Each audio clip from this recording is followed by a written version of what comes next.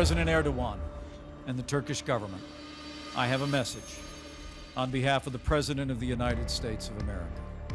Release Pastor Andrew Brunson now, or be prepared to face the consequences. Tehdit ediyor ya. Saat 18'e kadar yarın akşam göndereceksiniz. Burası çatladı kapı ülkesi mi ya? Burası Türkiye, Türkiye. Ne yapıyorsunuz? Ne yapıyorsunuz? The Turkish president is showing no signs of backing down in a standoff with the US. And the Turkish currency has lost more than a quarter of its value against the US dollar in only 2 weeks. Turkey has called this an economic war, and many have stood in support. German Chancellor Angela Merkel said it's in our country's interest to see Turkey prosper. With a $140 billion trade volume between Turkey and the European Union, European banks sitting on loans to Turkey have already seen their share prices slide. Russia says it will ease visa requirements for Turks and has promised 6 million Russian tourists to visit Turkey in the next year to help the flow of foreign capital. Iran's Foreign Minister Javad Zarif said Trump's jubilation in inflicting economic hardship on its NATO ally Turkey is shameful. And in a recent visit, Qatar's Emir announced a $15 billion investment in Turkey.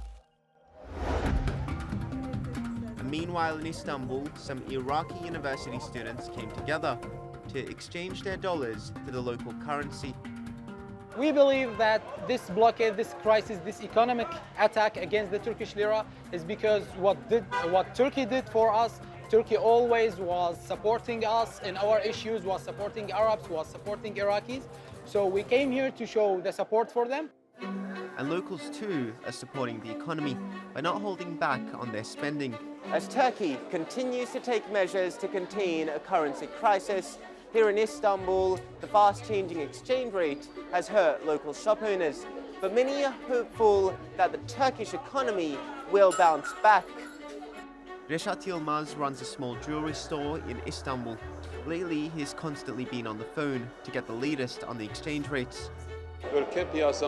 Well-intentioned Turkish citizens are selling off their gold and jewelry and exchanging the foreign currencies, but small shop owners don't have enough cash money at the moment. But there's no need to panic, because it seems like banks will now provide more liquidity. Furkan Ünal is the chief financial officer for one of Turkey's largest steel manufacturers. After the US president imposed tariffs on Turkish steel, he says Turkey may now look for new trade partners.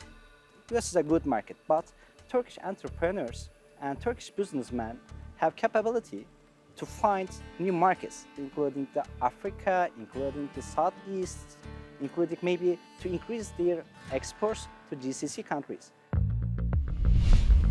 And just as Turkey's business world is looking for new trade partners, Turkey may well end up looking for new political allies. Omer Kablan, Straight Talk.